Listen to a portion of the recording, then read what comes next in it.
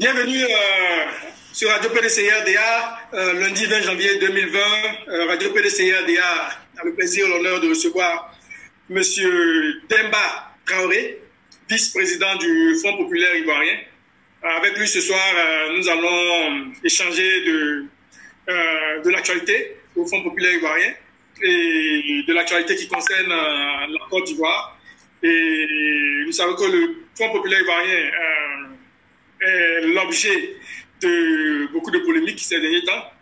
Et le PDCRDA a pour ambition d'aller avec le Front populaire ivoirien à la conquête, disons la reconquête du pouvoir d'État. Et donc, il est d'autant plus normal que nous nous intéressions, chers amis, à ce qui se passe au sein du parti frère que le PDCRDA. Et donc, dans ce cadre que nous recevons ce soir, M. Demba Traoré, vice-président du Front populaire ivoirien, à qui nous allons dire bonsoir et commencer par lui demander de se présenter. Bonsoir, M. Traoré. Bonsoir, M. Koné Katina. Ou bien, okay. M. Emmanuel Katina. M. Emmanuel Katina, oui, effectivement, ça peut tromper, ça peut, voilà, prêter à confusion. M. Emmanuel Katina, je devais dire. Mais il y a quand même Koné, il faut préciser M. Koné Emmanuel Katina. Bien sûr, on va profiter pour faire un coucou à M. Koné Katina qui a souvent l'exil au Ghana. Oui. Voilà. Donc vous êtes proche aussi, n'est-ce pas? Absolument. C'est un jeune frère. Voilà, depuis le collège, au moins, on se connaît. Disons ça depuis, voilà. C'est un jeune frère. Ok, voilà. Et donc nous sommes tous les deux proches. Voilà. Alors, M. Demba Traoré, première question. Comment est-ce qu'on peut vous présenter? Comment est-ce que vous vous présentez pour ceux qui ne vous connaissent pas encore, même si vous êtes très connu sur les réseaux sociaux et au niveau du Front populaire ivoirien? Ah, bah écoutez, merci pour cette opportunité.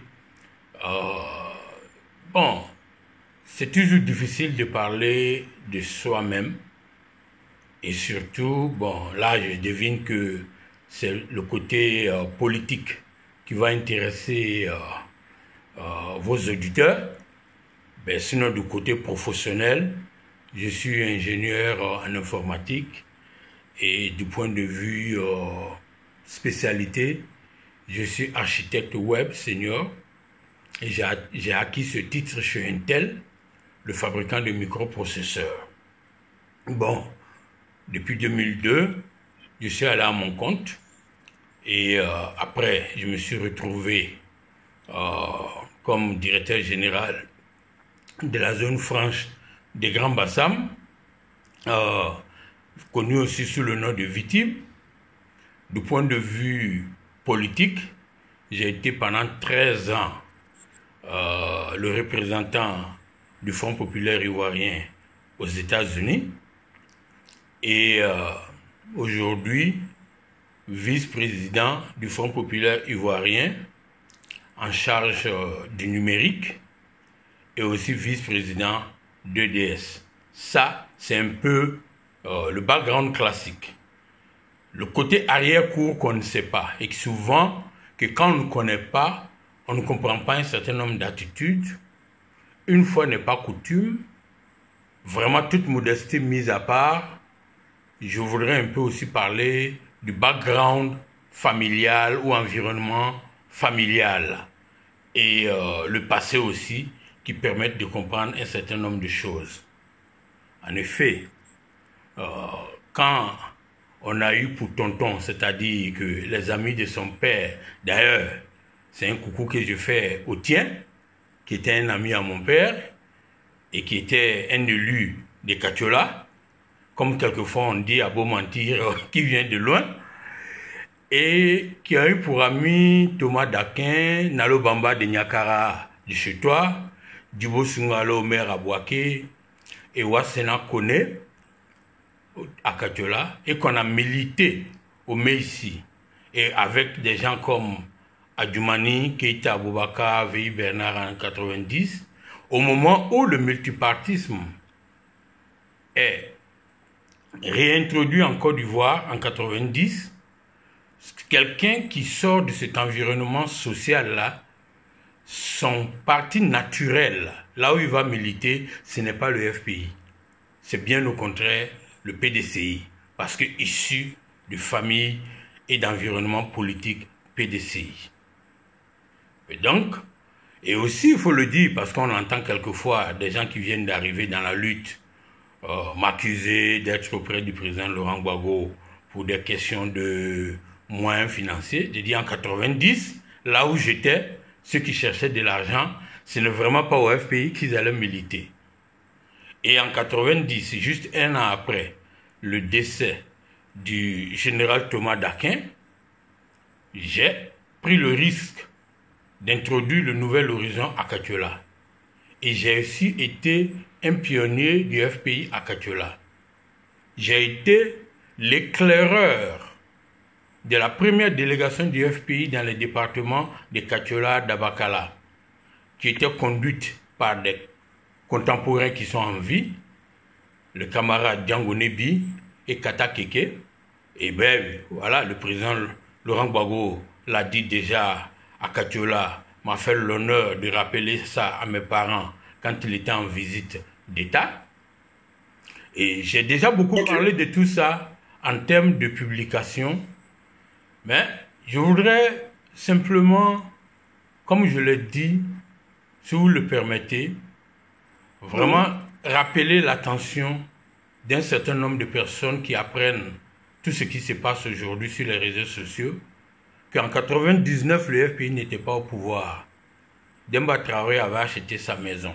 Et pour la petite histoire, souffrez que je dise à ceux-là que l'ambassadeur de Côte d'Ivoire près les Nations Unies, qui venait d'être affecté et qui a hérité d'une ambassade complètement démunie, a bénéficié des services que Demba a rendus à la mission de Côte d'Ivoire en mettant à disposition sa Mercedes ML 430 pour lui permettre d'aller à une visite du président Laurent Gbagbo. Voilà des détails que je voudrais dire pour dire que je ne suis pas venu au FPI pauvre. Si c'était le cas, j'en serais fier aussi. Et que je ne suis pas venu au FPI pour m'enrichir. Et dernier point, 2009, parce qu'on en parle aussi, hein, on entend ça. En avril 2009, le président Laurent Gbagbo, au nom de l'État de Côte d'Ivoire, a instruit les administrateurs de l'État de Côte d'Ivoire et le conseil d'administration de me nommer comme directeur général de la zone franche. Là encore, on entend des ragots du genre il a détourné. Demba Traoré est parti de la zone franche de Vitib en laissant les 28 milliards de francs CFA de prêts que les banques de développement ouest-africaines et les banques indiennes avaient mis à disposition de cette compagnie. Et d'ailleurs, c'est une des raisons pour lesquelles, quand j'ai fait la passation des services, j'ai reçu une note du conseil d'administration qui ne me reprochait rien. Et ma mission là-bas, c'était de redresser cette structure et je l'ai fait en un an. Le dernier point que je vais aborder, qui expliquait aussi ma présence en Côte d'Ivoire, parce que j'étais là, et c'est parce que j'étais là que j'ai pu, par exemple, à la demande d'Akoun Laurent, mettre le siège, le QG de campagne du candidat Laurent Gbagbo à la disposition du FPI qui ne pouvait pas payer ses factures au niveau du CNRD. Et pour témoins, ils sont aussi des vivants, Tapé Kipré, TID. Et aussi, je revendique ma part pour le retour de la presse bleue au pays après la crise post-électorale. Là, j'ai été sollicité par l'honorable Soukourou Boui, qui est aussi vivant, pour mettre à disposition du Nouvel Horizon un poste de montage, des clés USB qui allaient permettre aux journalistes de pouvoir éditer le journal et revenir en ligne. Donc c'est parce que j'étais sur place que j'ai pu faire ce genre de choses. Et aussi, je n'avais pas fait le choix d'aller en exil comme bon nombre, comme les Akoun, comme les Miaka au retour. Mais j'ai été plus tard contraint à l'exil par rapport à ce qu'on sait. Vraiment, je m'excuse d'avoir été long, mais quelquefois, ce genre de précision pour ceux qui prennent le train en marche est nécessaire Ce genre de précision est important pour empêcher que de votre vivant, des gens réécrivent votre histoire. Ok. Alors, ça t'a bien compris. Je pense que le décor est planté. M. Demba Traoré est connu, disons, est connu pour être un homme, j'ai envie de dire, apolémique. Ah bon? Pourtant, je ne parle pas là, je pas la polémique. Comment est-ce que vous analysez? Bon, ok, d'accord. Donc, premier sujet sur lequel nous aimerions échanger avec vous. Vous êtes un sachant au sein du Front populaire ivoirien. Vous êtes très proche du président Laurent Gbagbo. On sait que vous le côtoyez pratiquement régulièrement, pratiquement tous les jours. Le président Affi N'Guessan a rencontré le président Laurent Gbagbo récemment, après au moins un essai infructueux. Vous avez produit une publication sur cette question-là. Et vous avez semblé minimiser un peu la portée historique de cette rencontre-là. Alors, nous vous donnons l'occasion, là, en quelques minutes, de porter votre analyse sur cette rencontre. Qu'est-ce que vous savez de cette rencontre? Le contexte, et puis la vérité sur cette rencontre par rapport au communiqué qui a été fait par le camp Affi N'Guessan. D'accord, je n'ai pas minimisé. Et je vais vous expliquer le contexte. J'en savais un peu plus sur cette rencontre que le commun des mortels pour avoir été à la périphérie. Je n'ai pas pris part, mais j'ai été à la périphérie. Mais je ne pouvais pas me permettre d'en parler, évidemment, parce que le secrétaire général du parti n'a pas encore rendu compte au secrétariat général. Et une fois qu'il a rendu compte au secrétariat général, il a fait une sortie publique lors de la présentation des pagnes, du pagne de la fête de la liberté. Moi, je suis loin. Je ne suis pas actuellement en Côte d'Ivoire, je ne peux pas y aller. Je ne savais pas que le FPI allait faire un communiqué. Mais j'avais vu déjà que le camp Affi avait fait un communiqué. Au petit niveau où je suis, je savais qu'il n'était pas supposé faire un communiqué. C'était une prise de contact qui allait peut-être se poursuivre plus tard. Mais ils sont allés faire un communiqué pour narguer le président Laurent Gbagbo, parce que dans le communiqué, il est signé qu'Affi N'Guessan est le président du parti. Et puis, c'est pas... Il n'était pas censé faire un communiqué. Je voudrais que vous soyez un peu plus clair là-dessus. C'était une prise de contact. Est-ce qu'il y a une clause? Je vais vous donner un exemple. Il n'était pas censé faire un communiqué. Oui, puisque c'était une prise de contact et donc des instructions ont été données de poursuivre ces contacts au pays. À l'envers de la rencontre avec le PDCI, où c'était d'abord des prises de contact au pays, ils se sont entendus sur les termes des communiqués. Ils sont juste venus à Bruxelles pour valider le communiqué et c'est pour ça qu'il y a eu des communiqués conjoints. Avec M. Affi, comme c'est toujours compliqué. Vous avez vu la première fois quand il devait être reçu, ça a été compliqué. Donc les choses ont été très simplifiées.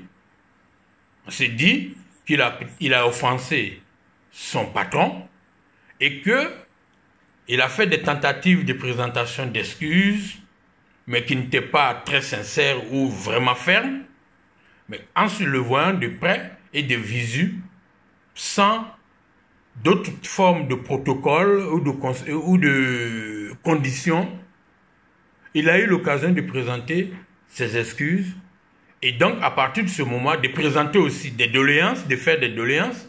À partir de ce moment-là, il a été convenu d'aller poursuivre les discussions en Côte d'Ivoire. À la surprise générale, il a fait un communiqué, seul, unilatéral, défiant, parce qu'il revendique. Il aurait même pu faire en tant que citoyen qui allait voir son aîné, mais il a tenu à faire un communiqué avec son secrétariat général et revendiquer le titre de président du parti. Ça créait la confusion pour nos militants. Ça créait la confusion. Et les gens n'en étaient pas contents. Et c'est nous qui recevons les appels téléphoniques de compréhension. Est-ce que vous pensez que le président Gbagbo n'a pas apprécié le communiqué du président Afi? Mais je ne vais pas parler au nom du président, mais je suis en train de dire ce que moi j'ai ressenti, ce que les militants appelaient. Et puis en plus, j'étais très mal à l'aise parce que moi je suis arrivé à Bruxelles, hein, le 5, ou je ne sais plus, le 4, juste après le départ de M. Afi. Certaines personnes qui me connaissaient, quand ils ont vu, m'ont appelé, pas de moindre. Et vous vous retrouvez dans des solutions, quelquefois, vous ne pouvez même pas décrocher le téléphone parce qu'ils ne me croiront pas si je dis que je n'ai pas participé. Parce qu'en partant, écoute, il y en a qui ont su que j'allais à Bruxelles. Moi, j'étais à Bruxelles le dimanche que M. Afi a quitté Bruxelles. Je n'ai pas pris part, mais comme c'est pour ça que j'ai dit, j'étais à la périphérie. Et donc, il n'était pas supposé faire de communiqué. Ça, je peux vous le dire. Il en a fait un. Et c'est ça que j'ai mentionné dans mon poste. Maintenant, les éléments parlants, quand on regarde, après, 2 heures de temps après mon communiqué et mon poste, le Front populaire ivoirien fait un communiqué officiel qui n'est pas en contradiction du tout avec ce que j'ai dit. Bien au contraire, qui expose plus M. Afi. Parce que M. Afi a fait quoi au départ? Il a fait fuiter sur les réseaux, on se connaît sur les réseaux, qu'il sera premier vice-président avec tous les pouvoirs.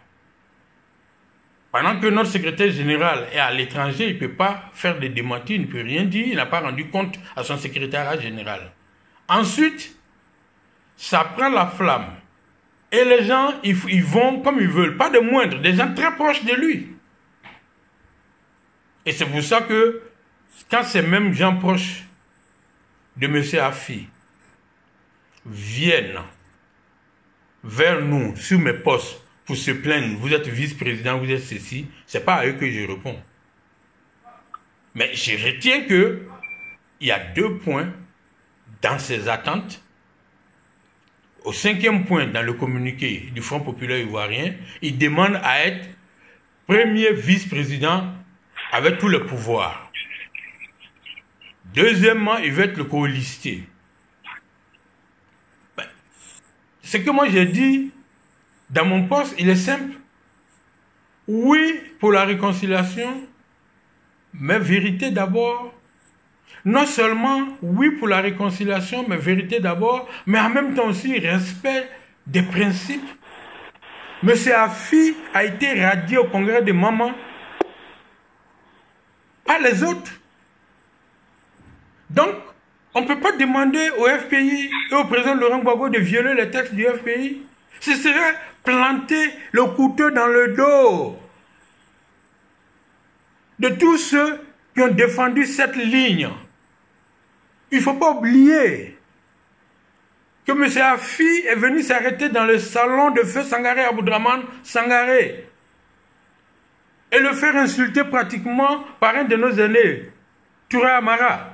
Mais nous pardonnons tout ça. Le 29 mars, M. Afi lui-même a insulté. Donc nous sommes d'accord pour aller à la réconciliation. Mais il faut le faire dans le respect des procédures. Si M. Afi doit être réhabilité, c'est un congrès du FPI qui va d'abord le réhabiliter. Et puis ensuite, on discutera au cas par cas. Ça là, c'est le citoyen Demba, le militant du FPI qui donne son avis. Et j'en ai le droit. Parce que je fais partie des gens que M. Afi a quand même menacé. Il a dit si on est garçon, on n'a qu'à rentrer en Côte d'Ivoire. Donc, cette question-là, j'ai le droit de me prononcer là-dessus en tant que citoyen, en tant que militant du FPI. J'entends des gens dire le vice-président du FPI. Mais être vice-président du FPI, je suis désolé, n'est pas une fin en soi pour Demba Traoré. J'aurais été militant dans n'importe quel parti politique de Côte d'Ivoire aujourd'hui, je ne serais pas moins que vice-président. Ça, là, il faut que les gens comprennent ça. Et si c'est le poste de vice-président de Demba qui les gêne là, je ne suis pas à une démission près. Mais par respect pour le président Laurent Gbagbo, je ne ferai pas l'insulte de démissionner. Sinon, quand j'entends certains là, je leur dis, mais attendez, je leur donne ce poste de vice-président. Parce que, revenons à la rencontre en elle-même. Revenons à la rencontre en elle-même. Vous avez dénoncé le fait que le camp AFI ait produit ce communiqué de façon unilatérale et vous dites qu'il n'était pas prévu. Ils ont même reçu des instructions de ne pas faire de communiqué. Bon, ils disent qu'il n'y a jamais. Non, je n'ai pas ajouté ça. Je n'ai pas ajouté qu'ils ont reçu des instructions. Je n'ai pas ajouté ça. J'ai dit qu'il n'était pas supposé faire un communiqué. Voilà. D'accord, justement, je vais revenir là-dessus. Oui. Quand vous dites qu'il n'était pas supposé faire un communiqué, le supposé là, ça vient de quoi? Mais par rapport à la prise de contact, la rencontre même était supposée être discrète jusqu'à ce que les négociations avancent. Ça là, on a vu l'OLP et les Israéliens faire plein de rencontres discrètes. Pourquoi je vais si loin? On a vu les accords de Ouaga. On a quelques petits soucis avec la connexion. La connexion de... Oui. On a vu les accords de Ouaga où il y a eu des discussions discrètes. Il y a eu des discussions discrètes avant que la rencontre ait lieu au grand jour. Donc, s'il y a des gens à blâmer, pour avoir mis, pour avoir compris, parce que M. Afi faisait un communiqué unilatéral contraint le Front populaire ivoirien de faire un communiqué aussi. Et vous voyez,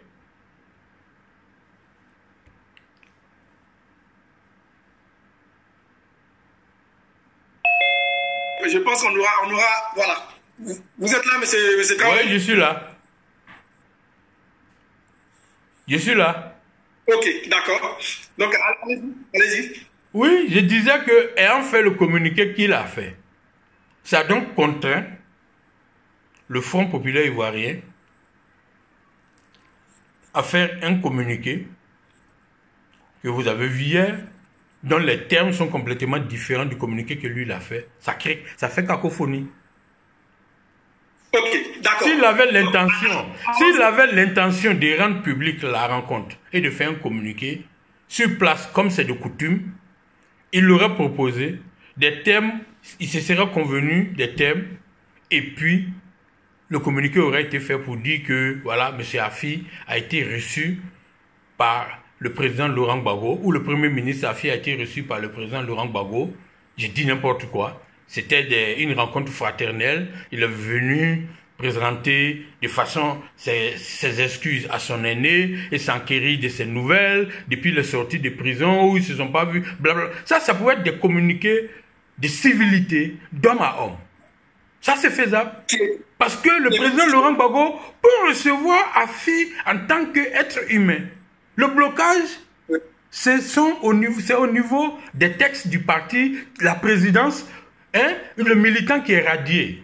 Mais quand tu viens nuitamment, parce que c'est ça, et que tu t'en vas faire un communiqué unilatéral, et dans le communiqué, il est dit que toi tu es président du parti, c'est de la défiance. C'est de la défiance. Okay. C'est une forme même de saboter. C'est une forme même de saboter la rencontre pour nous dire, oui, j'ai usé de ruse et de malice pour voir Gbagbo. Et puis après, c'est tout. Mais c'est là que j'ai dit non, je n'accepte pas. Ça, la personne ne peut me dire, tu n'es pas dit non à ça. On comprend. Je pense qu'on comprend votre réaction sur ce point-là, surtout sur le fait que le camp AFI a utilisé le terme président du Front populaire ivoirien. Ça a été fait en tout cas dans le communiqué. Je pense qu'à ce niveau-là, on est tous d'accord. C'est la sur le Front populaire ivoirien. Donc, parlons du congrès unitaire. Certaines personnes parlent de congrès unitaire, d'autres parlent de congrès simple. Quelle est votre vision là-dessus? Qu'est-ce qui va se passer? Non, ce n'est pas ce qui va se passer. Je suis en train de dire ce que je sais. Avant la rencontre avec M. Afi, le FPI préparait déjà un congrès extraordinaire. C'est ça qui est la vérité. Qui n'a rien à voir avec le congrès d'unité. Et c'est ça que je mentionne dans mon papier. le FPI préparait un congrès. Et il y avait des tractations en interne. Ce n'est pas le lieu d'exposer ça ici. Donc, c'est pendant cette période-là que M. Afi a été reçu et qu'il a émis, comme le communiqué le dit, le vœu de faire un congrès unitaire. Mais le terme congrès unitaire est un piège en lui-même. Parce que dit M. Afi demander un congrès unitaire, ça veut dire que nous, au FPI, on accepte que le FPI a été divisé en deux. Ça veut dire que nous renonçons aux résolutions de Mama et de Moussou. Mama surtout qui a exclu M. Afi. Nous sommes d'accord pour aller à un congrès de réconciliation, de rassemblement et tout ça, mais cela demanderait, avant un autre congrès, même si c'est une demi-journée de congrès, pour analyser avec pour seul point à l'ordre du jour le cas Afi. Mais sinon, à quoi ressemblerons-nous? Des gens qui ne respectent pas leurs propres tests, qui voudront diriger la Côte d'Ivoire? Pourquoi? Donc, c'est ce que j'ai dit. Il y aura, et vous avez vu, ils ont fait courir la rumeur dans leurs postes et dans leurs papiers avant, qu'il y aura un congrès et que c'est Hubert Oulay qui allait être président de ce congrès. Bon. Ça veut dire qu'il ne le reconnaît même pas comme président du comité de contrôle. Parce que quand on est président du comité de contrôle, on ne dirige pas le congrès. On a un rapport à faire. Est-ce que vous suivez un peu les pièges et les non-dits? Voilà. Si. Donc, dans le cas du congrès auquel nous on s'en va, le président du congrès, c'est le professeur et le ministre Danon Djedje. Le professeur Hubert Oulay est président du comité de contrôle. Et le comité de contrôle a un rapport d'audit à faire. Il ne peut pas venir faire un rapport pendant que lui-même est en train de diriger le congrès. C'est un non-sens. Ça, si en tant que vice-président du FPI, je n'attire pas l'attention des militants là-dessus, et surtout le vice-président en charge du numérique, et que tout ça là, ça se fait sur les réseaux sociaux, qui va le faire? D'autres personnes, d'autres responsables du FPI ne sont pas obligés d'être sur les réseaux sociaux. Mais moi, je fais la veille sur les réseaux sociaux. Et il y a des questions que j'estime que j'ai la formation politique nécessaire pour répondre. Et je réponds. Mais ça n'engage que Demba. Ok. Monsieur Demba. Monsieur Traoré. Attention, hein. Monsieur Traoré. Excusez-moi. Monsieur Traoré. Ouais. À ce congrès que vous allez organiser, que vous aviez déjà commencé à préparer, à ce congrès, oui. Monsieur Afi N'Guessan, sera-t-il? Et s'il sera, est-ce que la question de sa réintégration au Front populaire ivoirien pourrait être mise à l'ordre du jour? Ça, c'est le travail du bureau. Ça, c'est le travail du bureau qui prépare le congrès. Je ne peux pas me substituer au président du congrès. Okay. Est-ce qu'on se comprend? Donc c'est possible, je dis. Oui, c'est ça, c'est ce que j'ai dit. C'est ce que j'ai dit, c'est la voie indiquée, normalement. C'est ce que j'ai dit dans mon poste, qu'il y a ce congrès extraordinaire qui pourrait, ça c'est mon analyse personnelle, et analyser le cas Afi, pour dire que nous sommes prêts à aller à la réconciliation, mais en suivant la procédure. D'accord, et donc c'est un congrès extraordinaire que vous organisez? Oui, c'est un congrès extraordinaire, parce que le congrès c'est chaque 3 ans. Nous avons eu un en 2018, le congrès normal est en 2021. Mais comme nous sommes en une année électorale, il y a un congrès extraordinaire qui a été prévu pour mai. Et vous dites que ce congrès était prévu avant... Ah oui, absolument. Positif. Et donc, tous ceux qui sont au FPI le savent. Tous ceux qui sont militants du FPI le savent. Hein? Quel était le motif de ce congrès? Mais nous sommes dans une année électorale. On aurait pu faire une convention, mais on a décidé de faire un congrès. Et nous souhaitons vivement que le président Laurent Gbagbo, et nous le pensons, sera à ce congrès. Amen. D'accord. Donc ça veut dire qu'en dehors du cas Afi, il y a des sujets précis. Évidemment, oui, il y a des sujets. L'ordre du jour va être défini. Le cas AFI peut être en préalable, enfin, je veux dire, en divers, ou carrément un point à l'ordre du jour. D'accord, ok. Donc j'imagine qu'on sait déjà les points à l'ordre du jour. Non, comment ça se passe? Nous, non, ce n'est pas encore public. J'avoue, je ne le sais pas. Moi, je le sais. Ce n'est pas encore rendu. Le principe du congrès a été acquis vendredi par le secrétariat général. Le principe, mais vous dites que le congrès était prévu. Mais le principe n'avait pas encore été acquis. Non, enfin, le principe n'est pas le bon mot. Le congrès, le secrétariat général du Front populaire ivoirien a décidé qu'il y aura un congrès en mai. Ok. Voilà. Ok. Et le président du congrès est connu. Et on lui demande de mettre en place son bureau. Ok. Voilà. D'accord. Alors, un dernier point par rapport à cette question de la rencontre du président Gbagbo et du président Afi, avant qu'on passe à un autre chapitre. Peut-être quelques informations que vous aimeriez donner ou un résumé, une note d'espoir peut-être, parce que là... Ah oui, non, ça c'est sûr. Une note d'espoir, moi je l'ai dit. Moi je suis bêtement gore. Au passage, il faut être intelligent pour être bêtement gore. Bêtement là, Seydou Diarra, le ministre Seydou Diarra, premier ministre 2 fois en Côte d'Ivoire, nous a dit qu'il allait appliquer bêtement les accords de Macoussis.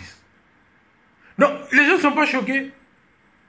Mais ils pensent que quand on dit on est bêtement gore, ça veut dire qu'on ne réfléchit pas. Non, justement. Ça veut dire qu'on est discipliné. On est gore avec discipline. On est gore sans ruse.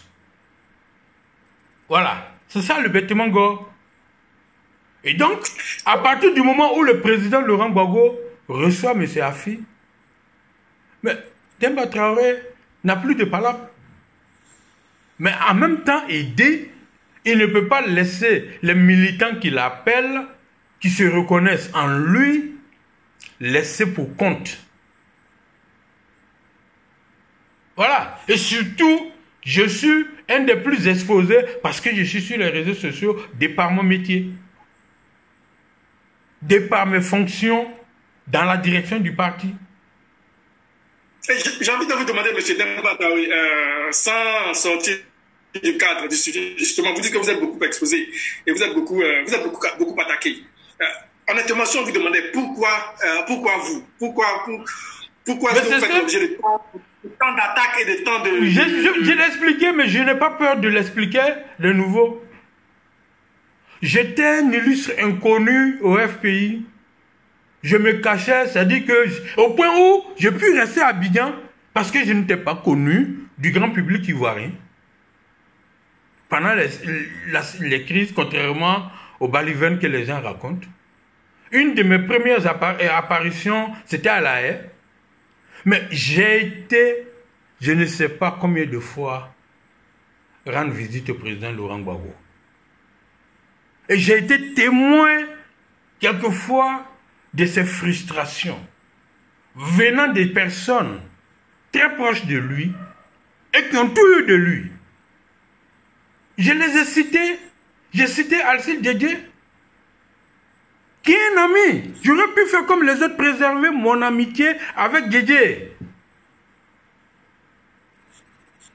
Afi N'Guessan, qui a été mon patron. J'ai été nommé représentant par Afi N'Guessan, le président Afi N'Guessan, le premier ministre Afi N'Guessan. J'ai été membre de son cabinet. Et je fais partie des premières personnes qu'il a appelées quand il est sorti de prison pour rentrer au pays.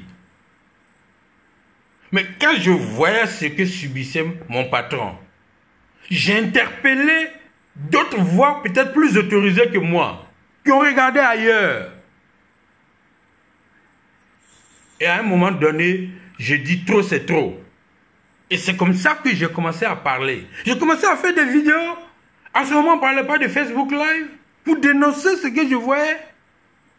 Mais quand tu le fais, ceux-là ont des partisans. Et ceux que j'attaquais n'étaient pas des moindres. Il y avait Alcide Djedje, il y avait Afi N'Guessan, il y avait Gossio, il y avait Komwe. Oui, mais aujourd'hui, ceux qui nous attaquent le plus... Mais si, quand vous regardez sur les réseaux, j'en viens. Quand vous regardez ceux qui m'attaquent, ou qui, comme ils disent, ils appellent à grouper sur mes postes, je les ai identifiés, on se connaît. Il y a ceux qui sont proches d'Afi. Mes 2 derniers postes-là, il n'y avait que eux en 90%. Ok. Il y a eu des périodes de bas et de hauts avec le jeune frère Blé Goudé. Je n'ai pas peur des mots qui m'a mis ses partisans à dos. Mais il y a des moments où il m'a défendu. C'est pour ça que je parle de haut et de bas. Mais aujourd'hui, ces partisans se sentent obligés de venir m'attaquer. Mais si moi je parle là, c'est-à-dire les petits plaisantins qui viennent m'attaquer sur les réseaux au nom du COGEP. Mais est-ce qu'ils savent ce que Demba c'est de Blé Goudé? Si je parle là, au passage, permettez que je dise là, moi je ne suis candidat à aucun poste. Aujourd'hui nous sommes 20 janvier 2020, date anniversaire de la naissance de Martin Luther King. On peut noter ça. Le jour où vous me verrez candidat à un poste électif, il faut me présenter cette vidéo. Donc je n'ai pas peur. Moi je suis candidat à aucun poste. Je suis un technicien de la politique. Je ne suis pas un professionnel de la politique. Après la politique, là, je suis passé à autre chose. Et là, ce même jour, je vais vous le dire, le jour où le président Laurent Gbagbo accrochera son maillot de politicien, Demba accroche pour lui. Je ne ferai pas de politique en Côte d'Ivoire après Laurent Gbagbo. Qu'on note cette date aussi, 20 janvier 2020. Donc, si on m'attaque là, moi je ne dirai rien et je pourrais parler. Et je le dis, il y a eu des moments, ce n'est pas Demba qui le dit, je le dis et je l'assume. Blé Goudé a eu sa part de responsabilité dans l'attitude d'Afi. Ça, je le dis. J'ai été témoin d'actes où Blé Goudé n'aurait pas intervenu, tout ce qui est arrivé n'allait pas arriver. Et ça, là, je l'ai déjà dit. Mais je n'ai pas cité des noms. J'étais là, si vous permettez, pour que les gens comprennent ça. J'étais là quand le président Laurent Gbagbo me dit Demba, accompagne-moi pour que je parle à cette dame. Cette dame n'était personne d'autre que la femme de Blé Goudé, Solange. À qui, devant moi, il a dit tu diras à Fi, s'il veut être candidat, qu'il soit candidat, mais qu'il ne me traite pas de faussaire. Parce que c'est moi qui ai signé les documents pour être au Congrès, pour être candidat à la présidence du FPI. Blé Goudé, ayant vu le président Gbagbo s'adresser à sa femme, s'est approché. Et il a eu l'audace, j'ai dit l'audace, de dire au président que sa femme ne fera pas cette commission. Ça là, je le dis. Et j'ai dit à la dame, je suis témoin. Et je me rappelle, c'était mon jour anniversaire. 23 décembre 2015. Je lui ai dit, j'ai été témoin. Si tu ne fais pas la commission, je dirai que j'étais là quand tu as refusé de faire la commission du président. Et je l'ai dit quand je suis allé 15 jours après à Washington. Je l'ai dit, mais je ne l'ai pas cité. Donc quand Afi disait aux gens qu'il parle à des gens aussi, qui parlent au président là, Blé Goudé en faisait partie. Mais ça là, combien de gens vous connaissez qui auront le courage de dire ça? Ils vont se ruer tout de suite. Mais ça ne me fait ni chaud ni froid. Parce qu'on dira plus que ça. Le jour arrivera où on dira plus que ça. Jeune frère. Je pense qu'on a compris votre réponse. La réponse voilà. Pourquoi on s'attaque à moi? Voilà. L'autre dernier volet, c'est quoi? Des groupes d'attaque. Il y a des hommes qui se proclament proches de la deuxième vice-présidente du FPI et qui m'attribuent à tort ou à raison d'être le porte-voix de Mme Nadi Bamba. Donc, dès que je touche... Est-ce que c'est faux? Dès que à votre émission, déjà, ou bien je ne sais pas, j'ai déjà expliqué. Moi, je ne la connaissais pas, Mme Nadi Bamba, avant 2008. J'ai expliqué ça à votre émission déjà. S'il faut le répéter. Oui. C'est en 2008 que je l'ai rencontré lors de visite d'État à Bondougou. Mon patron m'a dit, Demba, c'est ma femme, tu travailles avec elle. Et je suis en mission, point. Mais je connais toutes les filles. J'ai envie de vous demander, M. Traoré, j'ai envie de vous demander, avant 2008, est-ce qu'il ne vous a pas présenté sa femme Simone Gbagbo? Vous avez envie de me demander? Oui? Non, je vous demande. Il n'a pas eu besoin de me la présenter. J'ai été à l'école du parti et j'étais enseigné par Madame Simone Yves Gbagbo. Sous les bâches, le FPI n'avait même pas de siège. Donc, comme je le dis, et j'ai travaillé avec elle. Je connais toutes ces filles. Et je suis en bonne intelligence avec toutes. Mais oui, je vais poser ma question. Oui? Oui, je viens, je pose ma question. Je pose ma question. Donc, il vous a présenté ces deux femmes. Oui.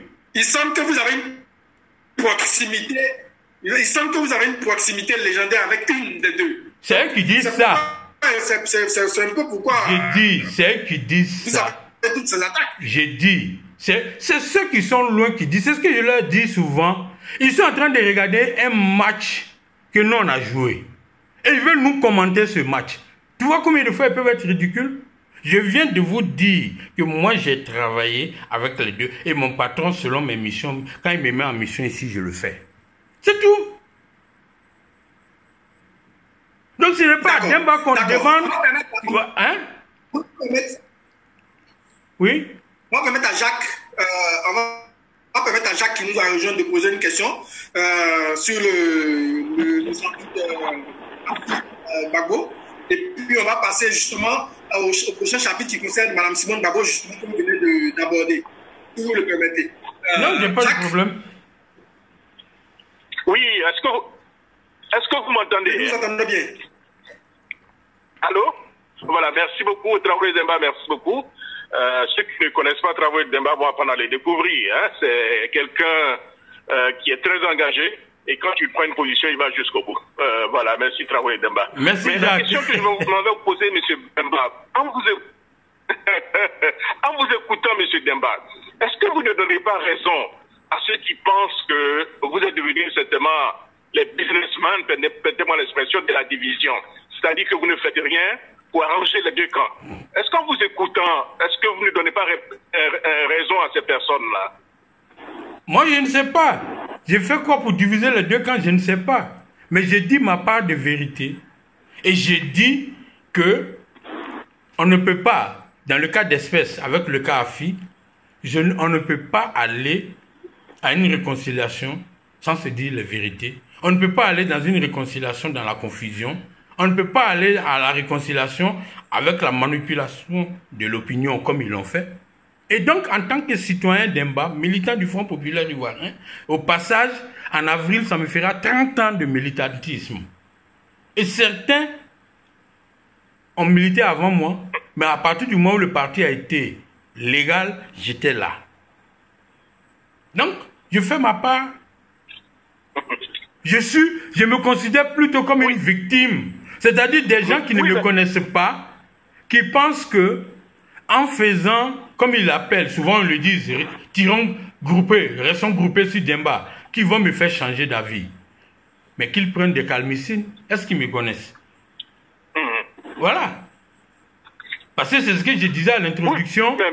Si on a eu le courage de faire ce que j'ai fait en 90 à Katola, ce n'est vraiment pas des Facebookers qui vont me faire reculer.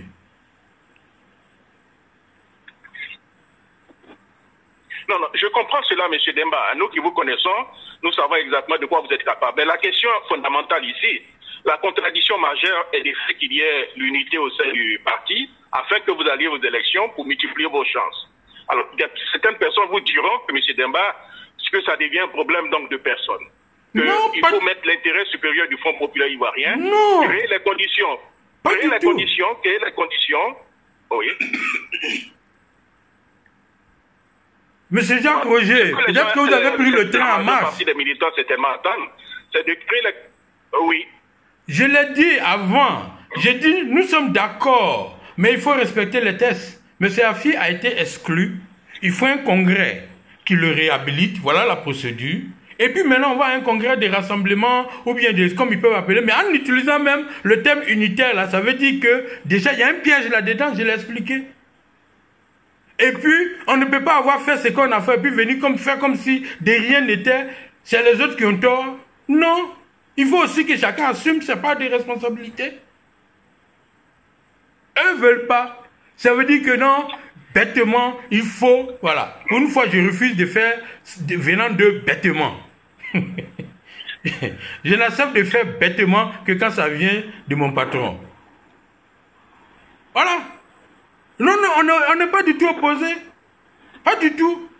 Mais il faut le faire dans la règle de l'art, dans le respect de l'autre, dans la dignité.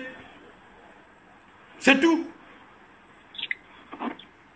Il n'en peut pas être autrement. Le président Laurent Gbagbo ne va pas nous, à moi personnellement, donner des instructions et puis je vais faire le contraire. Mais pourquoi? C'est que je ne suis plus bêtement gore. D'accord. D'accord. Merci beaucoup, Emmanuel Katina. Je vais vous laisser passer au deuxième chapitre et je reviendrai certainement un peu plus tard. Merci, Jacques. Monsieur Traoré, justement, vous faites la promotion de votre, je ne sais pas si on peut appeler cela un concept. Bêtement gore. Voilà. Madame Simone Gbagbo, il y a quelque temps, a semblé remettre en cause la ligne des Gbagboiens lorsqu'elle a déclaré ceci: nous devons suivre Laurent Gbagbo parce que nous partageons sa vision et non pour des raisons personnelles. Dans le combat que nous menons, Laurent Gbagbo doit être le centre de nos revendications parce qu'il est la tête qui nous représente. Et notre vision, ce n'est pas Laurent Gbagbo. Notre vision, c'est la Côte d'Ivoire nouvelle. Le jour où Laurent Gbagbo ne sera plus là, notre vision ne doit pas mourir. Votre commentaire, M.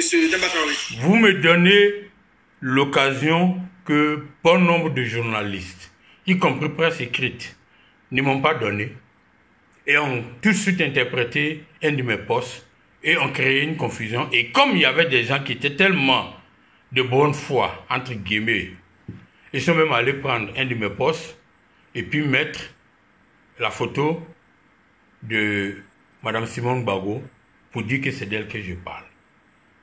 Vous me donnez, je l'ai déjà dit dans une vidéo, dans le cas d'espèces,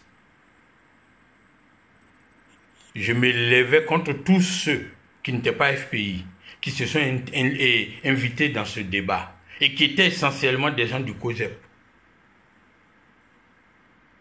C'est à ceux-là que je m'adressais, qui essayaient de nous faire comprendre, oui, Gbagbo, il ne faut pas le déifier, il ne faut pas ceci, il ne faut pas cela. À la limite, qui invitaient à tourner la page de Gbagbo, si c'est le cas. Mais sur ce cas précis dont vous voulez parler, mon avis, vous me donnez l'occasion. Parce qu'il y en a qui disent, ah oui, mais t'as qui pour pouvoir parler, Simone, c'est pas ta camarade. Mais si, c'est ma camarade. Cela vient d'où? Au FPI, là. Du président du parti aux militants de base, nous sommes des camarades. Et à partir du moment où un débat est porté sur la place publique, le commentaire est libre. Sur cette question, j'ai dit, Demba Traoré, en 90, quand il a lu les statuts et règlements intérieurs des différents partis politiques, là, c'est pas ça qui a fait qu'il a choisi le FPI. C'est quand il a parlé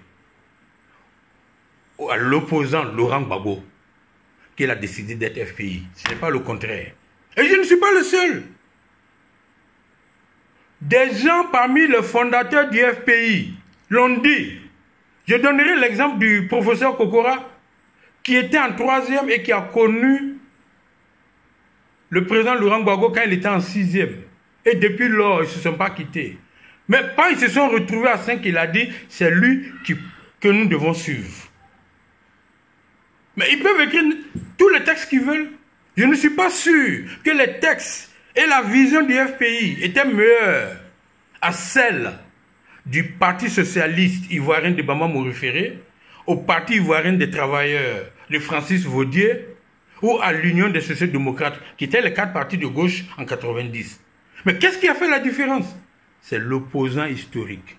Donc pour moi là, Laurent Gbagbo, le FPI et la vision du FPI constituent une trinité, sans blasphème. Ça là, on ne peut pas m'enlever ça de la tête. Et je l'ai dit plus tôt, le jour où Laurent Gbagbo raccroche le maillot, Demba, pour moi aussi c'est Huawei. Donc pour moi là, il est la vision. Ça là, ceux qui disent, arrière de moi Satan, moi je suis musulman, je ne connais pas arrière de moi Satan. Et qu'on tienne compte de nous les musulmans aussi au FPI. Qu'on tienne compte des bossonistes. Ça là, c'est la vérité. Le FPI est un parti laïque.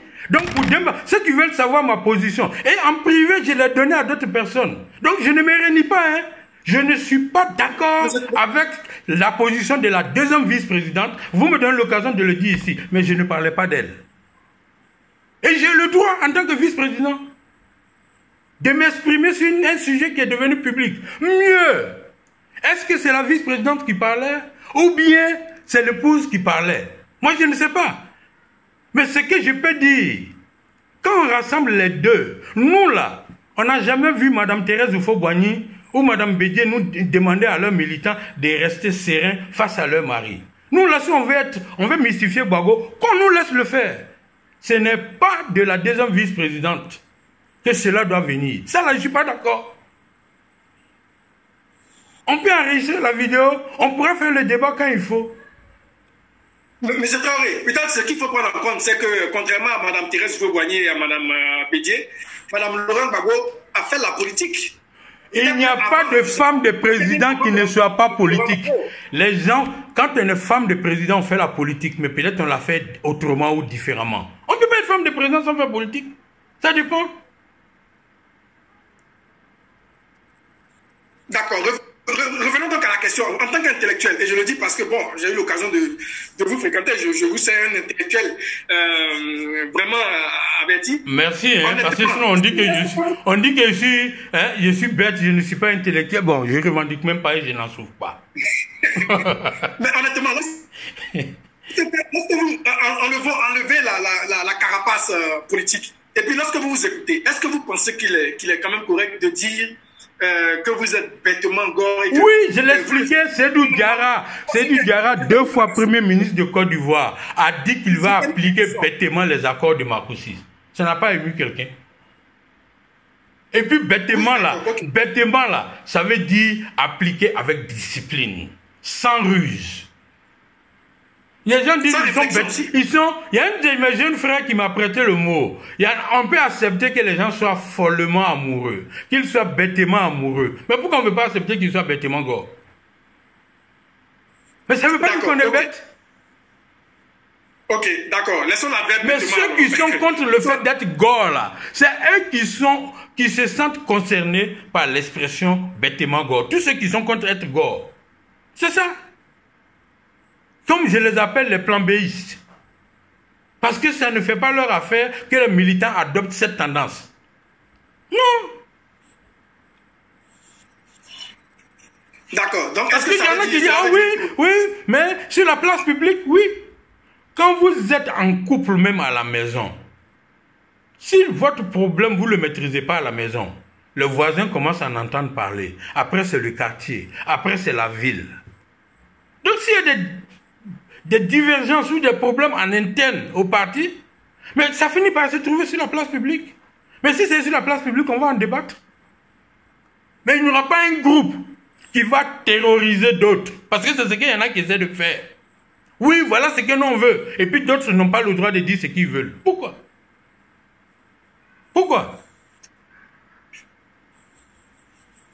Ok, d'accord.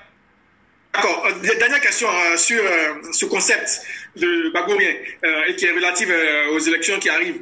Est-ce que cela veut dire que selon vous qui êtes de la tendance Gbagorien, bêtement Gbagorien, devenu encore plus... Hein? Monsieur Emmanuel Katina, il ne faut pas avoir peur du mot bêtement Gbagorien. Non, je pense que tous ceux qui sont gore ne sont pas bêtement gore. Oui, d'accord, ok. Mais moi, je suis encore même... Hein, il y a un autre ami même qui dit que lui, le fondamentaliste gore. Donc, voilà, voilà, on va faire le récapitulatif. Il y a le Front populaire ivoirien qui est divisé. Dans le Front populaire ivoirien, vous avez une partie qui est gore, et dans les gore, il y a une partie qui est bêtement gore. Pour ceux qui sont bêtement gore, est-ce que cela signifie que pour ces élections de 2020, si Laurent Gbagbo n'est pas candidat, vous n'allez pas participer à ces élections ou vous n'allez pas aider quelqu'un d'autre à faire partir le pouvoir en place? Ah non, pas du tout. Nous, bêtement gore, on est accrochés aux lèvres du président Laurent Gbagbo. Bien au contraire, ceux qui rusent avec le gorisme, c'est eux qui pourront dire, ah non, on n'est pas d'accord avec ce que le président Laurent Gbagbo dit, même et qui peuvent aller contre ses consignes. Moi, je connais mon patron, le contexte dans lequel nous sommes. Il n'a jamais été égoïste et il ne le sera jamais, on sait ça. Il mettra l'intérêt de la Côte d'Ivoire en avant. Et il saura prendre la décision idoine le moment opportun. Et nous, les bêtements gors là, on le suivra. Qu'il soit candidat, qu'il ait donné des consignes et tout ça, nous on le suivra. On ne dira pas, non, comme c'est pas lui, c'est zéro. Non, c'est d'autres personnes justement qui ne sont pas gors ou qui ne sont pas bêtements gors, qui diront, non, pourquoi? Pourquoi il va donner des consignes? C'est contre ceux-là, et c'est par opposition à ceux-là que nous, là, nous sommes bêtement gors. On n'est pas seulement gors, parce que certains parmi eux se cachent. Ici, ils sont gors. Mais en même temps, c'est curieux, ils sont gors, mais en même temps, ils disent, ah, et si Gbagbo ne sort pas, on fait quoi? Ça, là, ils ont commencé à dire ça depuis 2018. Octobre 2018, 2 ans avant les élections, à 2 semaines de l'ouverture des procès, pour démobiliser les militants. En Côte d'Ivoire, qui est encore officiellement candidat? Il n'y a que des intentions de candidature. Et nous avons le temps, nous avons jusqu'au 20 juillet pour déposer la candidature. Et nous sommes dans un processus qui, à tout moment, le 6 février, on s'en va, l'affaire est finie. Et à ce jour, n'oublions pas que le président Laurent Gbagbo n'est coupable de rien. Bien au contraire, il est acquitté. Donc, il peut être candidat. Donc, quelle est cette façon de penser qu'il faut déjà désigner quelqu'un d'autre? Il peut être candidat. On a vu en Tunisie, non? Quelqu'un qui était en prison, qui était candidat. Devons-nous rappeler que Nkrumah a été élu pendant qu'il était en prison?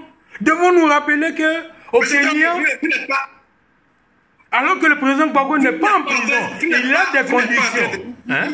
Mais c'est vrai, vous n'êtes pas en train de nous dire que si jamais, ce que je ne souhaite pas, si jamais, après le 6 février, le président Gbagbo est maintenu dans sa situation actuelle, vous n'êtes pas en train de nous dire que s'il décide de se porter candidat en étant maintenu à l'étranger, vous allez soutenir cette candidature? Ah oui, pourquoi pas? S'il décide d'être candidat, je vais le soutenir. Mais pourquoi pas? Et si sa candidature est rejetée? Et vous pensez que je serai le cas? Hein? Oui, mais si sa candidature est rejetée, il donnera des consignes. Il donnera des consignes. Est-ce que c'est ça qui est nouveau? Est-ce que c'est ça qui est nouveau? Ouattara, là, qui est président aujourd'hui, contre vents et marées, sa candidature a été rejetée. Le président Bédié, sa candidature a été rejetée une fois. Ou bien? Non. Si sa candidature est rejetée, on avisera. Mais pour l'instant, rien ne l'empêche, il n'est coupable de rien. Donc, il n'y a pas de feu à la demeure pour dire allons chercher d'autres personnes. C'est ça qui est la différence. Et c'est de ça que je parle. Quand nous on dit on est bêtement gors, on s'oppose à toute alternative jusqu'à ce que le dernier recours, jusqu'au dernier recours. Et nous savons, nous avons confiance au président Laurent Gbagbo, nous savons qu'il n'est pas égoïste. Il met toujours l'intérêt de la Côte d'Ivoire en avant. Donc il saura donner les consignes ou prendre la décision idoine. Mais en attendant ça, on est farouchement opposé à toute autre alternative. Et on ne ruse pas avec. C'est tout, c'est ça la différence. Okay. C'est ça le résumé du bêtement gors. Merci de m'avoir permis d'expliquer. Hein? Dernière question, avant que je passe au chapitre suivant, qui sera le dernier chapitre, je crois, et avant que Jacques aussi peut-être puisse intervenir sur cette question-là. C'est vrai que Laurent Gbagbo est un modèle pour vous, et il est un modèle pour beaucoup de jeunes Ivoiriens, hein, y compris moi. Les qualités que vous trouvez en Laurent Gbagbo, selon vous, au Front populaire ivoirien, à part vous, bien sûr, qui d'autre a des qualités semblables aux qualités que le président Laurent Gbagbo a? Il est unique. Je suis désolé de le dire, mais c'est la vérité. Il est unique. Et c'est pour ça que j'ai dit, moi j'étais lycéen. Quand sous le manteau, un aîné me faisait lire pour une alternative démocratique. photocopie. Donc, je suivais. Mais naïvement, je militais au PDC, au MEICI. Parce que je ne comprenais pas, je ne savais pas. Toute cette tendance-là, je n'avais pas un aîné qui me guidait dans ce sens-là politiquement.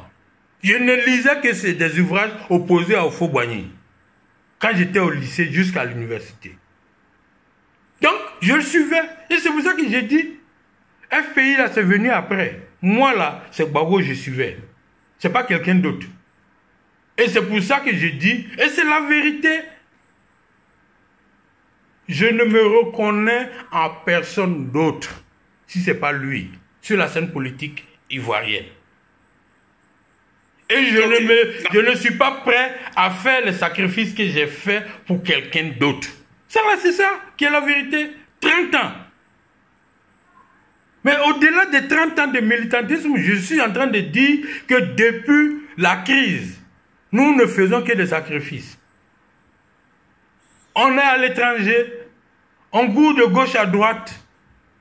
Ça là, la personne qui incarne, qui vaut mon temps, et qui peut me permettre de prendre ce genre de sacrifice, de faire ce genre de sacrifice sans calcul là, c'est Laurent Gbagbo.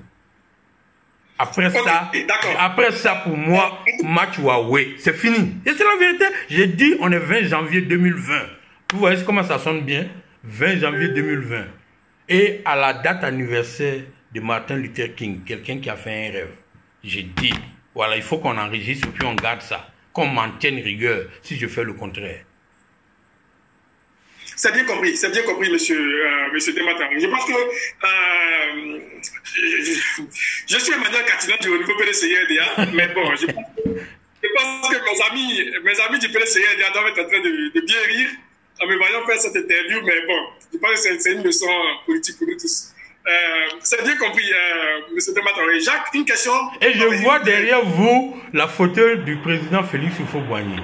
Moi là, je suis né anti-Houphouët. Et du président Bédié, s'il vous plaît. Ah, je ne vois pas. Je ne vois. Ah, d'accord, voilà, ok, d'accord. Ok, je te comprends. Tu vois, je ne vais pas mettre du sable dans votre attiqué, voilà. Mais moi là, je suis né foncièrement anti-Houphouëtiste. Ça là, mes mamans même me le disaient. Est-ce qu'on se comprend? Okay. Parfaitement. Voilà. Parfaitement. On va prendre la question de Jacques pour passer au dernier chapitre de ce interview. D'accord. Alors, oui, merci beaucoup, monsieur Emmanuel Katina. Alors, monsieur Demba, est-ce que les concepts que nous sommes en train d'employer, personne ne vous dénie d'être un pro Laurent Gbagbo, vous l'avez été depuis que je vous connais.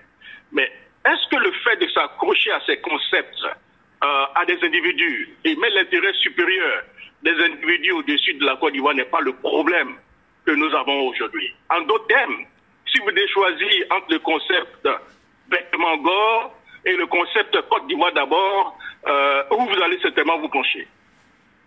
Mais ils ne sont pas incompatibles. En étant Mangor, là, on travaille pour Côte d'Ivoire.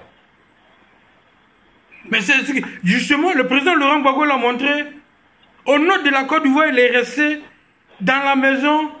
Il dit, je resterai là où les Ivoiriens m'ont mis. On viendra me chercher là. Et on ne laissera pas dire que Laurent Gbagbo a fui. Mais c'est la Côte. Si je ne pense pas que la vision que porte le président Laurent Gbagbo est pour la Côte d'Ivoire, je vous l'ai dit, depuis le lycée, je le lis et je le suis. Je ne l'aurais pas suivi. Ils sont nombreux. Ils ont écrit. Et je ne pense pas qu'il soit celui qui écrive le mieux. C'est pour ça que j'ai dit aux gens, si vous allez lire les statuts du Parti ivoirien des travailleurs, de l'USD, du Parti socialiste ivoirien et du FPI, c'est parce que le FPI a le meilleur statut en 90. Mais nous avons suivi ceux de ma génération, une personne pour ses idées. Voilà. Donc, mais ces idées-là, c'était pour la Côte d'Ivoire. Et il le disait, personne n'a le monopole de l'amour. C'est ce qu'on disait, il disait aux gens du PDCI. Je me rappelle à une interview au Novotel, il a dit, la question avait été posée peut-être par Mme Danielle Boni-Claverie. Mais il a dit, personne n'a le monopole de l'amour de la Côte d'Ivoire. Parce qu'à vous entendre au PDCI, vous avez l'impression que c'est vous qui aimez. Nous aussi, on aime la Côte d'Ivoire. Laissez-nous essayer notre façon aussi d'aimer ce pays. Donc, être gore n'est pas incompatible avec aimer la Côte d'Ivoire. Non, mais c'est vrai. Non, vous ne pas nous dire ça parce que vous dites Gbagbo ou rien. Vous ne dites pas Gbagbo et la Côte d'Ivoire ou Gbagbo, vous dites Gbagbo ou rien. Donc, effectivement. Mais Gbagbo, là, il est dans la Côte d'Ivoire. On est dans un ensemble, mathématiquement. L'ensemble dans lequel on est. Le contexte. Non, le contexte. Sans mauvaise foi. Sans mauvaise foi. Alassane Ouattara est aussi dans la Côte d'Ivoire. Donc, oui, vous n'avez rien dit. mais donc c'est ce que j'étais en train de vous démontrer. Nous sommes dans un ensemble qui est la Côte d'Ivoire, avec différentes visions pour la Côte d'Ivoire. Et tout ce que nous disons, c'est par rapport à la Côte d'Ivoire. Et par projection ensuite, par rapport à la sous-région et à l'Afrique. Donc ça, il faut sous-entendre ça. Et dans cet ensemble-là, vous êtes Ouattara ou rien. Et ça là, ce que nous on appelle la ado mouton. Mais c'est en fait c'est des bêtements ado. Est-ce que vous comprenez un peu? Il y a ceux qui sont bédiés ou rien. Et il y a les Gbagbo ou rien. Nous sommes dans cet ensemble. Tout ce qu'on dit là, c'est par rapport à la Côte d'Ivoire. Il ne faut pas opposer le choix des leaders d'un pays. Non, mais on le voit à travers des prismes différents. C'est ça qu'il faut comprendre. Et je vous l'ai dit tantôt que le président Laurent Gbagbo aime la Côte d'Ivoire et saura prendre la décision qui est bonne pour la Côte d'Ivoire au moment opportun. Je vous l'ai dit. Ok, Jacques. Oui, mais M. Demba, je comprends la question, vous l'avez contournée. Mais Jacques, c'est M. Traoré, Demba, c'est le prénom. Oui, M. Traoré Demba, oui, c'est ce que je voulais dire, M. Traoré Demba, c'est ce que je voulais dire. Vous avez raison, M. Traoré. Okay. Alors, au vu de ce que nous avons vu dans ce pays, M. Demba, M. Traoré, est-ce qu'il ne serait pas beaucoup plus intéressant de mettre la Côte d'Ivoire au-dessus des personnes, même si vous êtes en train de lier, parce que dans votre explication, on a l'impression que vous êtes en train de nous dire que Laurent Gbagbo, c'est la Côte d'Ivoire. Vous supportez Laurent Gbagbo, c'est supporter la Côte d'Ivoire. Vous mettez M. Laurent Gbagbo au même pied d'égalité que la Côte d'Ivoire. Alors, est-ce qu'il ne serait pas intéressant de mettre la Côte d'Ivoire au-dessus de nos préoccupations, surtout compte tenu de ce que nous avons vécu dans ce pays, M. Traoré? Non, ce n'est pas ce que nous avons dit. Et puis aussi, il faut aussi savoir même aussi le contexte du Gbagbo ou rien. Que peut-être tous les autres partis ou les autres leaders n'ont pas connu. Tournez la page Gbagbo. J'en suis l'une des premières personnes à rapporter ce fait-là au président. Je pense qu'elle s'appelle Christine Légal, elle était là en Côte d'Ivoire. Elle a rencontré l'équipe dirigeante du FPI du moment, dirigée par Feu Miaka Oreto. Elle leur a dit tournez la page Laurent Gbagbo. C'est fini, Laurent Gbagbo, tournez sa page. C'est de là que c'est parti. Quelqu'un qui assistait à la réunion m'en a parlé. Et j'étais par coïncidence à la haie et j'ai rapporté cela au président. Bon d'autres leaders étaient encore en prison. C'est depuis là qu'est partie la contre-attaque pour ne pas tourner la page Gbagbo. Et puis, on s'est retrouvé dans le contexte. Moi-même, j'ai appris par la suite Gossure ou rien. Des gens ont réfléchi, ils ont sorti le concept. Mais c'était pour s'opposer au fait, tourner la page Gbagbo. Et cela a été exprimé par des boycotts des élections. Aujourd'hui, depuis le congrès de Moussou, il a été arrêté qu'on participera aux élections. Oui, mais pas à n'importe quel prix. Pas à n'importe quel prix. Et ça, je pense que nous sommes tous d'accord, PDCI, FPI, tous ceux qui sont opposés au régime Ouattara estiment qu'il faut créer les conditions des élections. Mais nous, en attendant ça, on n'a pas le même problème que tout le monde. Nous avons des problèmes en interne. Au sein du PDCI, les opposants au président Bédié sont allés au restaurant au RHDP. Ils ne sont pas restés à l'intérieur pour créer des problèmes. Ils n'ont pas de problème de logo. Très rapidement, les questions de logo ont été réglées. Vous le savez, quand le PDCI a saisi la justice. Mais nous subissons le contraire.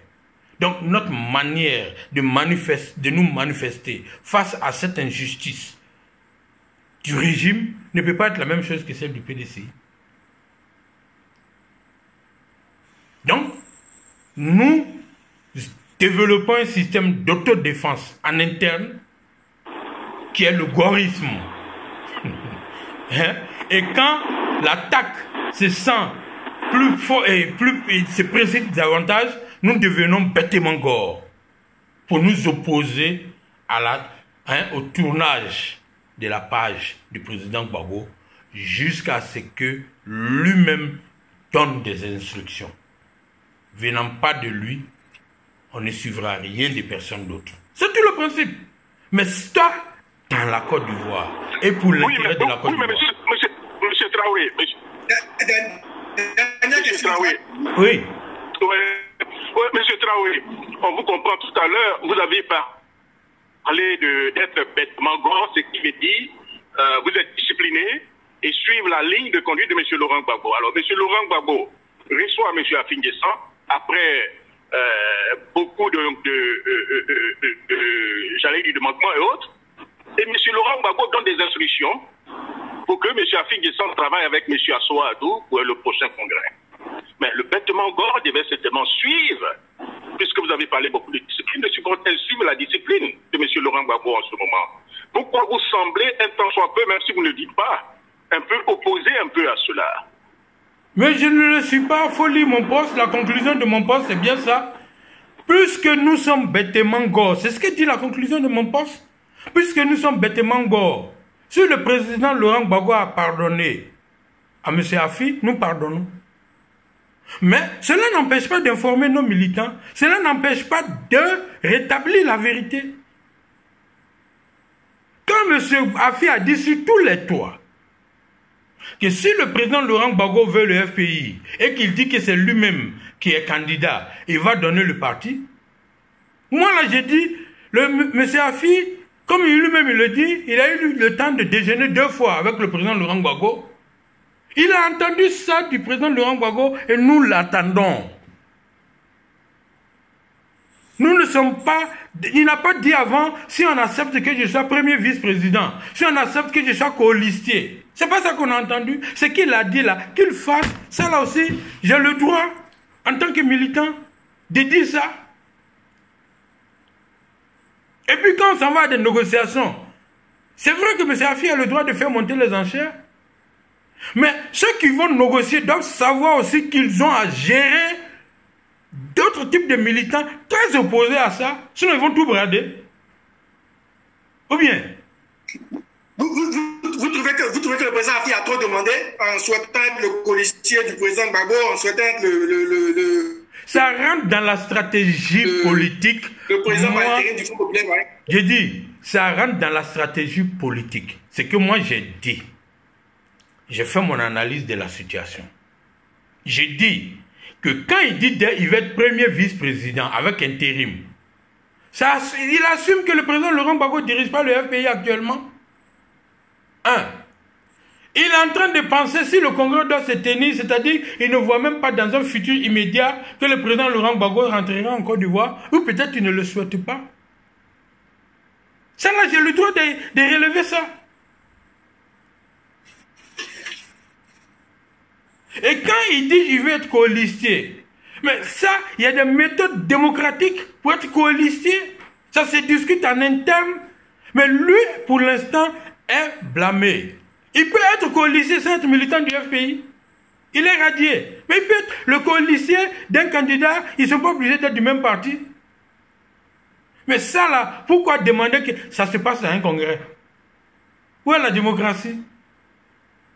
Si le pays décide de choisir ses candidats par élection, par primaire, c'est-à-dire le candidat du parti et le vice-président du parti, mais M. Afi fera une entrave à la démocratie en demandant qu'il y ait des résolutions du Congrès qui l'imposent. Ce n'est pas démocratique. C'est là, j'ai le droit de le dire.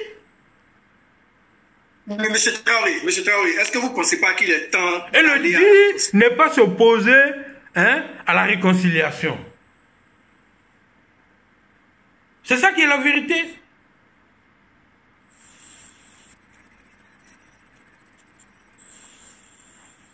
Ok, d'accord. On va premier chapitre de cet échange. On va rapidement quand même vous poser une question sur les affaires qui font un peu le buzz, on le dirait, hein, sur les réseaux sociaux. On parle d'un procès qu'aurait intenté le président Laurent Gbagbo contre Madame Rachel Crasso, la petite sœur d'Annie Tchélé. Et on voit aussi Annie Tchélé qui vous a même personnellement, qui vous a nommément cité, vous et Madame Nadi Bamba, comme étant des personnes qui visent le Front populaire ivoirien. Alors, quel commentaire cela vous inspire? Qu'est-ce que vous pouvez nous dire? Ce n'est pas mon habitude de répondre aux femmes. Je l'ai déjà dit une fois quand Afi m'a fait attaquer par une dame qui militait au FPI, mais heureusement elle était avec un homme, j'ai préféré m'en prendre à l'homme. Mais comme Annie Tchélé montre aux gens que c'est elle qui porte la culotte chez elle, je suis obligé de faire un petit commentaire. Elle m'a interpellé plusieurs fois, je n'ai pas répondu, je ne veux pas me mettre à son niveau. Mais je vais lui rappeler 2 petits faits seulement. Annie Tchélé, là, elle n'a jamais été amie de Blé Goudé. Ça, la Demba Traoré peut le dire, parce que quand j'ai été nommé à la direction nationale des campagnes, là, la première personne que des conseillers du président m'ont demandé de recevoir pour la rassurer, là, c'était Annie Tchélé. Et elle est venue se plaindre de quoi? C'est elle a oublié. C'est ce Demba-là, c'est de lui qu'elle parle. Elle est venue poser problème parce qu'elle a pensé que son film-là, Blé Goudé allait lui arracher le marché. Parce que le président le lui a promis, c'est moi qui lui ai dit. Parce que, voilà, j'étais en charge de la communication. Je lui ai dit, si le président vous a promis, là, il va vous donner. Effectivement, un ami du président a financé ce film, contrairement à ce qu'on raconte, qu'elle a renoncé à ses droits. C'est du n'importe quoi. Deuxième élément, elle ne pense pas un seul mot de ce qu'elle dit de Mme Nadi Bamba. Moi, j'étais là. J'ai vu son attitude. Quand elle parle, puis elle se donne des airs. Ma petite, elle ne pense pas. Quand elle voit, je l'ai vu en présence de Mme Nadi Bamba, elle ne se comporte pas de la manière. Ce que j'entends, notre femme, il faut qu'on arrête cette hypocrisie. Si elle a des problèmes à régler, qu'elle les règle. Voilà, c'est ce que je peux dire. La concernant, quand elle s'autoproclame aujourd'hui être porte-parole de Mme Simone Gbagbo et de Blé Goudé, et même menace les gens, si jamais j'en ris, depuis quand elle a été amie des deux. Oui, Mme Simone Gbagbo a été la marraine de son... Mais nous savons ce qu'elle dit d'elle. Il faut qu'elle arrête. Il faut qu'elle arrête. Voilà ce que, la concernant, je peux dire. Sa petite soeur, c'est un procès en cours. Je ne peux pas me prononcer là-dessus. Mais justement, par rapport à votre position, est-ce que vous ne pouvez pas faire quelque chose pour... parce que vous êtes très proche de Mme Nadi Bamba. Vous tenez à cette proximité. Hein? Mais c'est vous peut-être qui voulez la refuser, mais tout le monde dit que vous êtes proche de Mme Nadi Bamba. Oui, moi je l'assume, je ne refuse pas. Mais j'ai dit, voilà, que j'ai 57 ans. J'ai eu 57 ans le 23 décembre dernier. On ne peut pas confondre ma voix à celle de Mme Nadi Bamba, que j'ai connue en 2008. Donc mon existence, mon militantisme au FPI, le fait que j'étais avec le président Laurent Gbagbo, de 90 jusqu'à... On passe en perte au profit. J'ai dit non. J'ai dit non. Justement, elle vous stigmatise comme étant l'acteur de la division. Donc, est-ce que vous ne pouvez pas poser des actes qui prouvent que vous n'êtes pas acteur de la division? C'est ce que je veux dire. Mais non, je ne suis pas acteur, on m'accuse. Je suis une victime. Je suis une victime. Parce que c'est les mêmes qui disent... C'est les mêmes... Mais on l'a entendu dire que c'est elle qui a arrangé la rencontre avec Afi, non? Elle l'a dit. Donc en quoi est-ce que Demba ou Mme Nadi Bamba peuvent l'empêcher d'aller voir le président Laurent Gbagbo ou bien de créer la division? En quoi? À partir du moment où elle a revendiqué que c'est elle qui a fait ça. Heureusement que le SG a fait un communiqué. Voilà. Nous, on est une victime. C'est ce que les gens oublient. C'est-à-dire, vous êtes là. Les gens sont jaloux de votre proximité avec le président. Mais je n'ai pas choisi. Je ne fais que mon devoir de militant. Et il s'est avéré qu'ils étaient nombreux à déserter les rangs. Donc, les soldats de troupes qui se retrouvent à côté ont servi leur général. C'est tout. C'est pas leur faute s'ils ont déserté leur position. Qu'est-ce qu'on ne dit pas? Regardez, je attire votre attention sur un fait. C'est les mêmes qui sont là. Ils tribalisent même le débat. C'est des nordistes. Le président est pris en otage par des nordistes. Nous sommes 4, maximum 5 ressortissants du Nord dans le secrétariat exécutif du FPI qui compose le vice-président et le secrétaire général adjoint. Ça fait à peu près 100 maximum. Donc à peu près 5%. Mais le président Laurent Gbagbo a plus de 5% de voix au Nord. Donc nous on estime que nous sommes sous-représentés. Mais c'est peut-être parce qu'on est compétent que les gens trouvent qu'on les envahit. Mais ça c'est pas notre faute. C'est-à-dire qu'on entend Demba Traoré, on entend Malik, on entend Kone Katina, on entend Kone Boubacar, ouf, ils sont trop.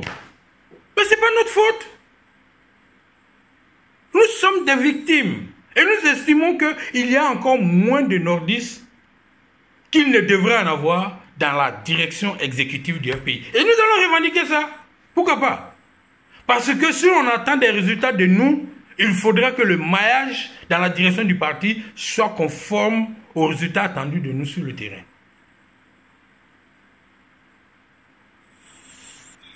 Ok. Dernier chapitre de cette émission, M. Demba Traoré, on va parler un peu des perspectives du Front populaire pour le Front populaire ivoirien et des élections de 2020. Vous savez que votre parti est en de très bons termes en ce moment avec le PDCI-RDA. Le professeur Assou Adou anime très souvent des conférences de presse avec le professeur Guikaye. Quel est votre sentiment là-dessus? Et puis, qu'est-ce qu'on peut espérer pour les élections futures? Vous avez vu que il est impossible pour M. Ouattara de gagner des élections. Parce que je le dis, parce que j'ai les données statistiques. J'ai été celui qui a collecté les résultats en 2010. J'ai les données statistiques. Je sais ce qu'a pesé M. Ouattara avec M. Bédié et M. Soro ensemble. Et ce qu'a pesé le président Laurent Gbagbo. Premier tour, on a les données. Deuxième tour, on a les données. Et aujourd'hui, après 9 ans de règne de Ouattara, nous savons le problème qu'il a dans sa propre base. Et maintenant, cela s'ajoute le problème Soro. Cela s'ajoute le manque de soutien du PDCI. Donc, si ces forces-là se mettent en place dans une stratégie bien mûrie, mais qu'on ne met pas sur la place publique, mais M. Ouattara va être battu. Il va être battu. Il ne sera même pas au deuxième tour. Voilà. Mais il faut maintenant... Vous voyez qui au deuxième tour? Mais c'est ce que j'ai dit pour l'instant. Je ne sais pas quelle va être la composition des listes. Mais sinon, si vous demandez mon avis, mais le président Laurent Gbagbo remportera les élections ou les met au premier tour. Ça vous laisse un peu perplexe? Ok. Non, le patron n'est pas répondu à ma question. Je vous patron n'est pas répondu à ma question. Vous dites que je vois au deuxième tour. Moi, je dis que mon candidat... Voilà, il gagnera au premier tour. Ok, d'accord, je comprends. Ok. On s'est compris? Jacques, une question avant qu'on aille à la fin de cette émission. On pourrait continuer. Merci, M. Katina. Ok, d'accord. Alors, M. Demba Traoré, j'aimerais vous dire merci d'avoir accepté notre invitation. Avant de vous passer le micro pour votre mot de fin, J'aimerais dire merci à tous ceux qui nous ont suivis depuis les réseaux sociaux et ceux qui nous suivent également à partir de la radio Afrique 2050. Merci, ils sont vraiment nombreux, je ne peux pas les citer tous aujourd'hui. Oswald Isaac de Lourdes Diao depuis les États-Unis, Kédé Zagoté, Arlette Zaté, Lorraine Palou, Lydie Bailly, ils sont vraiment nombreux, Dominique Yaba et bon voilà, Pierre Pays, etc. Voilà, en tout cas, merci de nous suivre et merci beaucoup à M. Demba Traoré d'avoir accepté notre invitation. On espère vous revoir très bientôt sur Radio PDCI RDA et puis vous avez le mot d'effet. Non, mais c'est simple, un seul vœu, que l'année 2020 soit l'année du retour triomphal de mon président en Côte d'Ivoire et en bonne santé. Et pour qu'il soit au service de son pays, le pays pour qui il a tant donné, afin que, pour une fois pour toutes, il soit mis fin à la souffrance des Ivoiriens. Donc, au départ de M. Ouattara du pouvoir. Ça, c'est le vœu. Je voudrais terminer sur ce vœu-là.